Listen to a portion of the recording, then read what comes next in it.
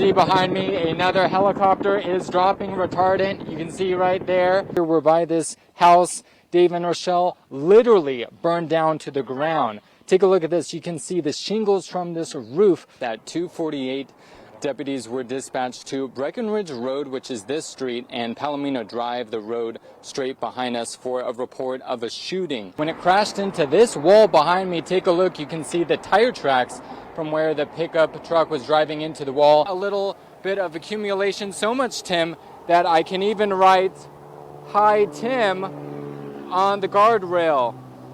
How about that? Hi, Tim. There you go. Hi, Tim.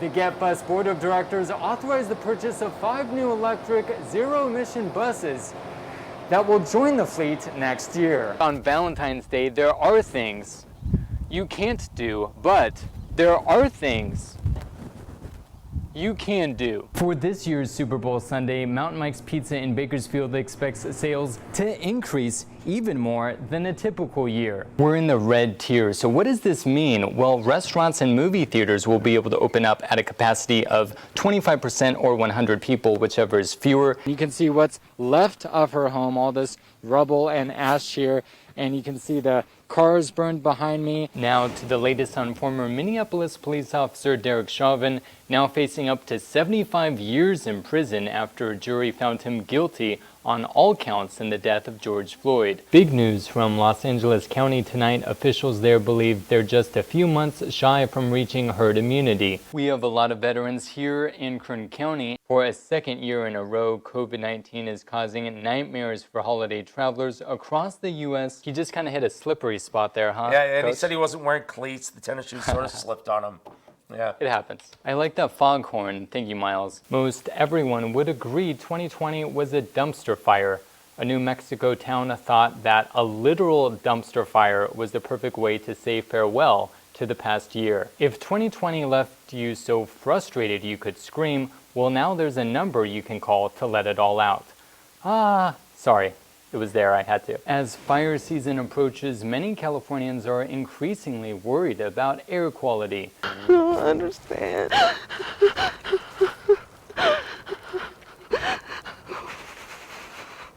It hurts.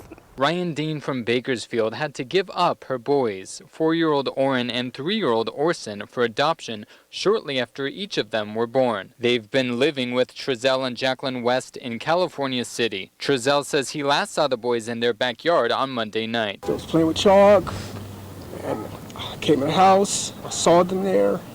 I went in the house, I came back out, I didn't see them now. He says he immediately asked his wife if she had seen the boys. She said no. I realized that I left the gate open, and I panicked, came inside the house, searched the house, me and my wife. Once that didn't pan out, I got in the van.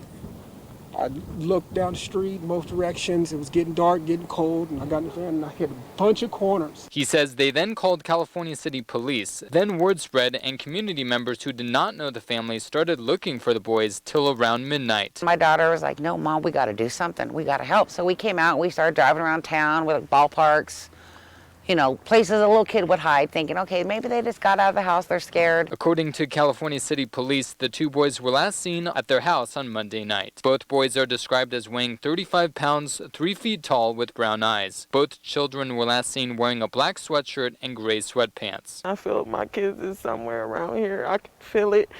And I feel like they're in the house, and I feel like they did something. Trezell says it's understandable Ryan thinks there was foul play. I talked to her this morning, and I really wanted to tell her that I am completely sorry because we were entrusted with her children, and they came to us, and they became our children. Anthony Peoples says over the last month he was called by his 5-year-old son's school, El Camino Real Elementary School in Arvin, multiple times to pick up his son from school. He says the school told him his son Anthony Jr. was pinned to the ground by a county caseworker. They said that he was walking around hitting kids, biting teachers, and things like that, but only teacher he ever bit was the teacher that slammed him multiple times on the floor. He says the caseworker put his knee into Anthony Jr.'s neck. I call it the George Floyd hole. That's what it was, but they name it as the EIP hole, which I never heard of as far as on the kindergartens. Peoples says his son was acting in self-defense. Why did you bite the caseworker, the man?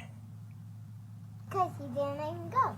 He said because he didn't let him go. Peoples says the school district will not show him security camera footage of the 7 times his son was pinned down to the ground because he says they said they need to blur out other students' faces and because they need to consult their attorney. He says another caseworker recorded the pin downs on his phone, which Peoples Sr. did not know about or authorize. I don't understand, like, what's the point of you guys just not showing me the original film instead of trying to edit the things? You guys hiding stuff now. Georgia Redd, superintendent for the Arvin Union School District, gave this statement saying in part, "We have assured the parent that we would investigate and provide information, which we are doing. We are attempting to meet with the parent to discuss and resolve their concerns. Because this involves a confidential student matter, we will not comment further." The high school math teacher, Tamara Clark, wanted a way to teach her students like she would in the classroom.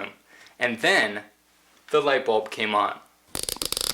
When the pandemic hit in March of 2020, it was a struggle for educators to figure out how we were going to manage the crisis education mode that we were all of a sudden set in. Tamara Clark, a math instructor for Bakersfield High School, found a college professor using a light board on YouTube for virtual learning like you would use a whiteboard for in-person learning. She asked her husband if he could make something similar. With the help of his sons, first he made a plexiglass light board like the professor and then made some alterations. I thought about using glass for the second version. So that's what you're looking at now. It's a piece of tempered glass. Tamara says it makes a difference for the kids in learning concepts. To you, it looks backwards.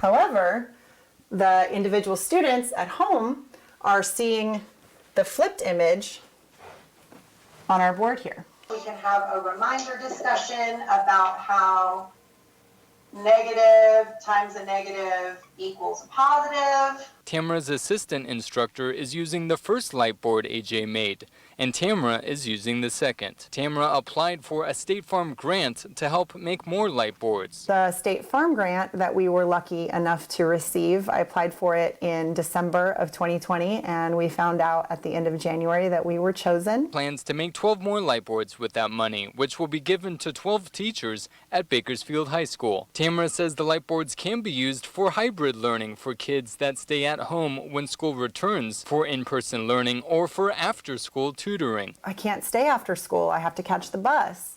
So if I had a light board either at home or in my classroom, I could hop on a Zoom with those kids.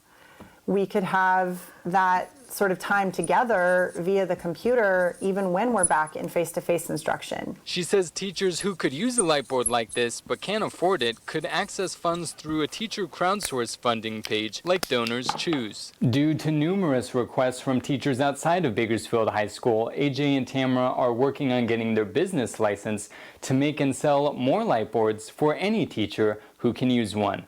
In Bakersfield, David Kaplan, Eyewitness News.